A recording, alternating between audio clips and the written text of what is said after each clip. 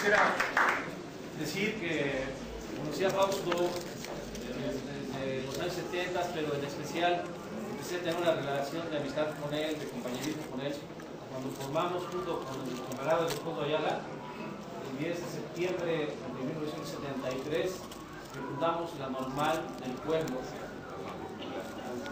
Normal Popular, Normal del Pueblo, en 1973. Y a partir de allí empezamos a desarrollar una serie de actividades, igual con el grupo ACA, con Leopoldo, y estuvimos en muchos eventos a lo largo de la República.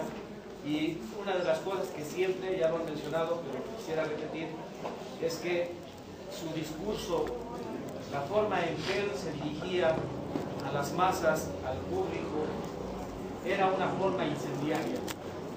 Él lograba meter en las entrañas de quienes lo escuchábamos esa subversión que él traía en la mirada, en sus gestos, en su voz, en su mirada, y lograba de verdad mover a esos grandes auditorios, a esas grandes cantidades de gente, moverla a una acción.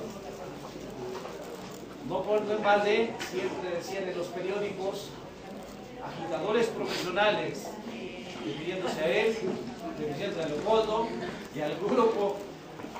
Agitadores profesionales se presentaron en tal lugar y estuvieron asusando a la gente para rebelarse. Esto lo viví con él en muchos lados, junto con Leopoldo. Y esta parte de su discurso incendiario fue, de verdad, yo pues cantaba, leía poesía, pero esos discursos que él hacía realmente me motivaban a mí para empezar a hacer compromiso social y ligarme a los movimientos sociales y dejar la música por un largo tiempo y la poesía y hacerme un militante de organizaciones pues revolucionarias, gracias al convencimiento de su palabra. Y cuando vino la represión y la persecución y la enfermedad mental que a veces le agarra a uno por esas persecuciones, él fue quien me trató. No quedé muy bien, como podrán ver. No, no es cierto. No hacía milagros. No hacía milagros. Milagros tampoco. Sí, dice que no podía hacer milagros, pero bueno. Y él, así como a mí, a muchos otros compañeros, ya lo dijeron, yo soy un ejemplo de lo que él logró como maestro, como médico, ¿verdad? Y camarada. Pero hay cosas importantes que también creo que es lo que una persona hace en su vida es por lo que trasciende, como él. La muerte es una fase de la vida que tenemos que enfrentar todos y vamos a llegar a ella todos, pero las obras que uno pueda realizar en vida es lo que va a quedar a la posteridad.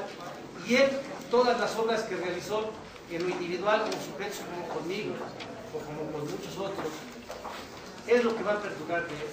Yo recuerdo cosas de él, por ejemplo, cuando en aquellos tiempos que apenas lo empezaba yo a conocer, estaba yo dando clase en la prepa popular de Tacuba, y la prepa popular de Tacuba era algo maravilloso porque tenía un auditorio de para 1000 gente, ventanas y todo. Bueno, o sea, ya llegó Fausto Trejo y todo el mundo corría y se llenaba el auditorio para escuchar.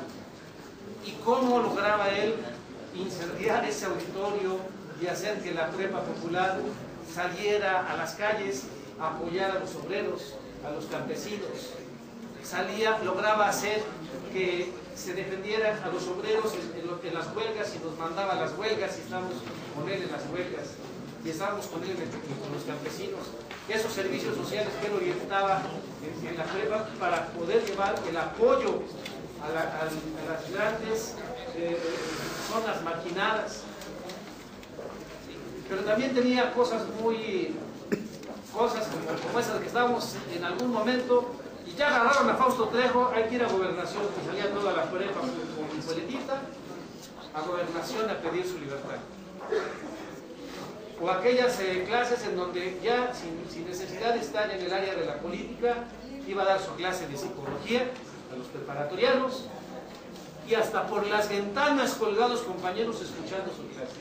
Porque él no era de los maestros, ya llegó el maestro y ya se va, o se sale la mitad del grupo.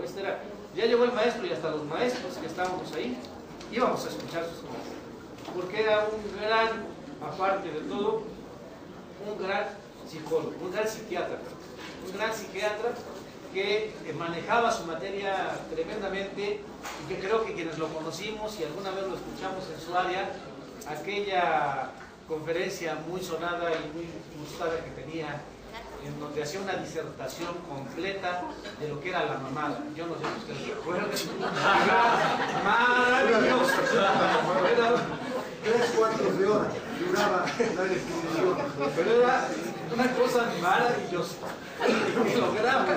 Que lograba que todos los que lo escucháramos realmente nos interesáramos por estas cosas. También tuve la fortuna, y es como un testimonio de su gran capacidad médica, porque también fue un gran médico, algo de lo que a lo mejor no hemos hablado mucho aquí. Bueno, conmigo de que ya me curó a mí era mucho, pero en el caso concreto, él atendió a mi padre. Mi padre empezó a tener problemas de senectud, problemas por la edad, y lo logró mantener 12 años en estado cuerdo. 12 años continuos después de que ya otros médicos lo habían desahuciado, que ya no tenía remedio su degeneración celular, cerebral, y él mágicamente en unos 3 meses mi padre volvió a tener conciencia, volvió a tener esa capacidad de comunicación con el mundo que lo rodeaba. Entonces yo tengo mucho que agradecerle a él, no solamente en lo personal, sino en mi familia, con mi padre. Fue un gran médico, fue un gran político, fue un gran compañero, y todo esto conjunto logró crear sentimientos. No solamente era mi camarada, sino era mi amigo. Y en los últimos años en el comité, a todos les consta cómo nos llevábamos, que era estarnos fregando todo el tiempo, y tú pinches changlitas, porque así me decía por una canción que hice alguna vez en mi vida, y acá Cana Negra. Cana Negra, y a todo el mundo, él siempre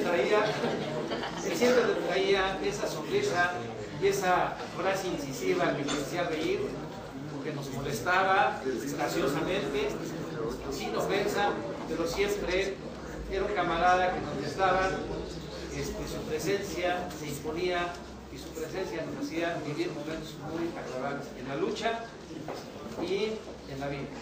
Por eso yo les pido a todos que vemos al compañero Fausto Trejo y que viva en sus acciones a través de todas estas generaciones que pasaron por él en la preparatoria popular, en la normal popular. Todas estas generaciones hizo gran obra en los movimientos sociales y todo esto sigue vivo por él, a través de él y con él. Y por eso, un aplauso.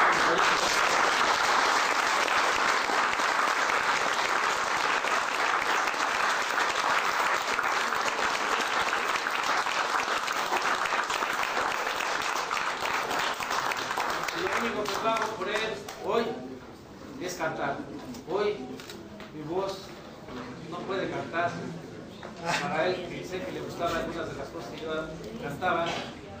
Cuando hicimos aquel disco de Tlatelolco, 2 de octubre no se olvida, ahí está su voz grabada en ese discurso que pronunció en el Zócalo. Hizo una recreación de ese discurso.